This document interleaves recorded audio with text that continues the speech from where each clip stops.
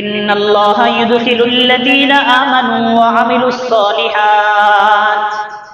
আল্লাহ বলেন, নিশ্চয় যারা ঈমান গ্রহণ করেছে এবং নেক আমল করেছে, মুসলমান হওয়ার পরে, মুমিন হওয়ার পরে নামাজ কালাম পড়েছে, আল্লাহর দেওয়া ইবাদত বন্দেগী তারা করেছে, শুধু কালিমা পড়লাম, মুসলমানের নাম ধারণ করলাম, নামাজ কালাম নাই, এরে আল্লাহ তাআলা মুসলমান বলেন নাই। আল্লাহ বলেন, আমানু ওয়া আমিলুস সালিহাত, মুসলমান হওয়ার পরে নেক আমল যেই ব্যক্তি করবে, আল্লাহ বলেন জান্নাতিন তাজরি মিন তাহতিহাল আনহার। এই মুসলমান হওয়ার পরে যারা নেক আমল করেছে, আমলওয়ালা মুসলমানদের জন্য আল্লাহ এমন জান্নাতের ব্যবস্থা করে রাখছেন, যেই জান্নাতের নিচ দিয়ে নদী প্রবাহিত, নহর প্রবাহিত, অর্থাৎ নদীর উপরে প্রাসাদ নির্মাণ করে দিবেন, সেই প্রাসাদের মধ্যে থাকবে হলো আমলওয়ালা মুসলমান। আল্লাহ কিন্তু কোথাও বলেন নাই শুধু ঈমান আনলেই যথেষ্ট, মুসলমান হইলেই যথেষ্ট। জি না, মুসলমান হওয়ার পরে আপনাকে যুদ্ধ করতে হবে। মুসলমান হওয়ার পরে নফসের সাথে যুদ্ধ করতে হবে, রাষ্ট্রের সাথে যুদ্ধ করতে হবে। আপনাকে মুসলমান হওয়ার পরে আপনার স্ত্রীর সাথে যুদ্ধ করতে হবে, আপনার সংসারের সাথে যুদ্ধ করতে হবে।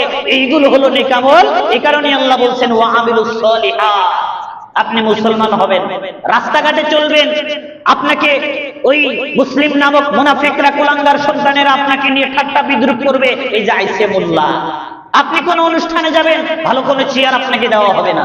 আপনি কোন স্লোগান মিছিল মিটিংয়ে যাবেন, সেখানে ভালো কোনো স্টেজ আপনাকে দেওয়া হবে না, সেখানে আপনাকে অপমানের পাত্র করে তুলবে। এটা আপনার জন্য যুদ্ধ, এটা ওয়া আমিলুস সালিহাত।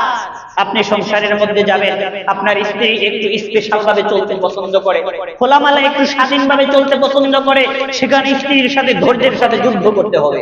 আপনার ছেলে মেয়েরা আধুনিকতার জোয়ারে ভেসে গিয়ে তারা মডার্ন হতে চায়, তারা ল্যাংটা হতে চায়, তারা গান বাজনায় আড্ডা হতে চায়, কিন্তু আপনাকে সেখানে যুদ্ধ করতে হবে, ধৈর্যের সাথে ইলম এবং জ্ঞানের মাধ্যমে তাদেরকে দ্বীনের পথে আনতে হবে।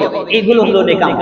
আল্লাহ বলছেন আমানু, ঈমান গ্রহণ করবা, ও আমিলুস সালিহাত, আর যুদ্ধের মাধ্যমে তোমরা নেক আমল করবা। যুদ্ধ কেন বললাম? আল্লাহর দেওয়া প্রত্যেকটি ইবাদত বন্দেগী মানুষের জন্য একটা যুদ্ধের মতো চ্যালেঞ্জ।